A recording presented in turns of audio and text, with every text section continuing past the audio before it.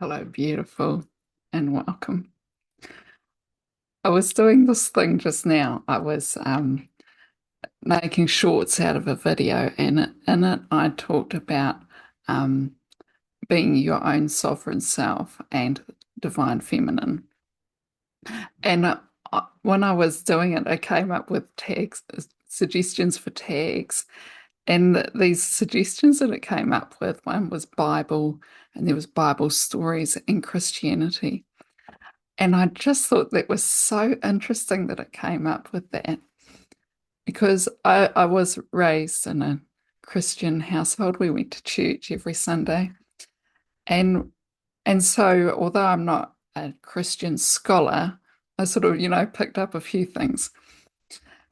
And one thing that's been quite on my mind lately is that in the New Testament, there's two women that are sort of starring roles-ish, and one of them's a virgin and the other one's a prostitute.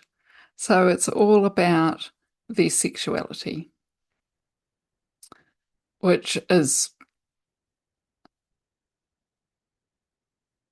the way an interpretation of what happened. I don't, Jesus didn't write the Bible, so it's been interpreted along the way. And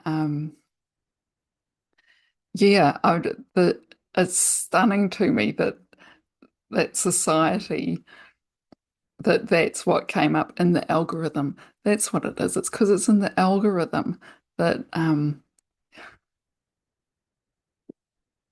that any sort of feminine power, interesting, would be from a woman who did the impossible thing of having a child without having sex. Or, now that is possible, but things have to happen. And a woman who had too much sex or sex with too many people or whatever. And it's not a thing for men. Nobody worries about how much sex they're having and how many people they're having it with, which is interesting that that is still an undercurrent of our society. Very much an undercurrent of our society. Well, some places it's not an undercurrent, it's very much still actually quite a lot still where a women are judged on how much sex they're having and with who. And men get to do whatever they want. I just, it amazes me that that is a thing. Why is that a thing? It's not a fair thing, that's for sure. I was listening to a thing the other day that was saying about how um, masculine energy is like sperm. So there's a whole lot that are, rushing to the end. And feminine energy is the egg, and it's just sitting waiting.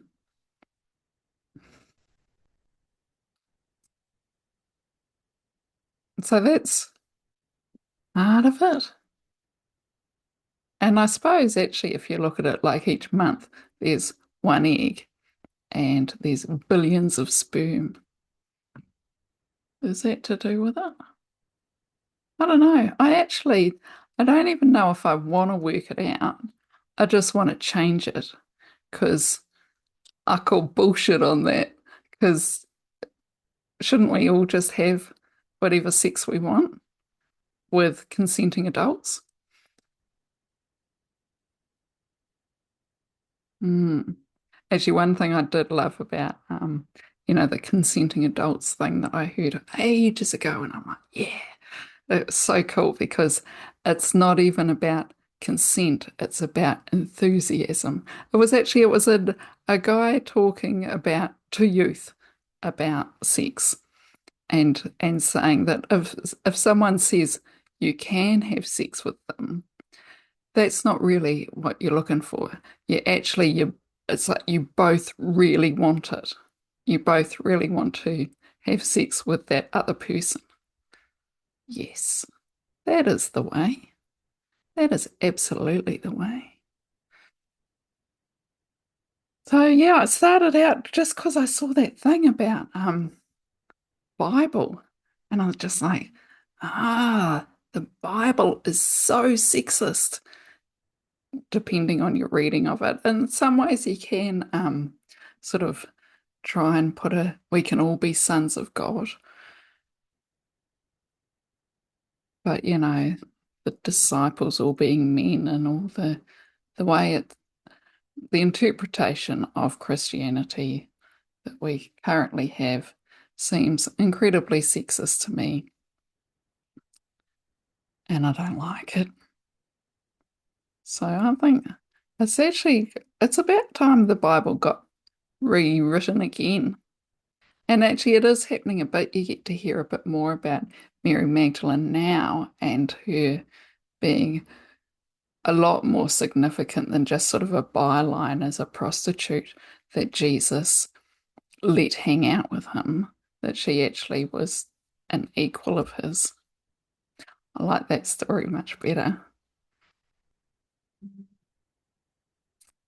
And also, you think you can't rewrite the Bible, blah, blah, but you can. It was done 500 years ago. That's when it was interpreted into English. And I'm pretty sure that it was, open to interpretation. Mm. And there's been lots of versions of the Bible. So, yeah, it just amazed me that that came up with the Bible. And when I'm talking about feminine power,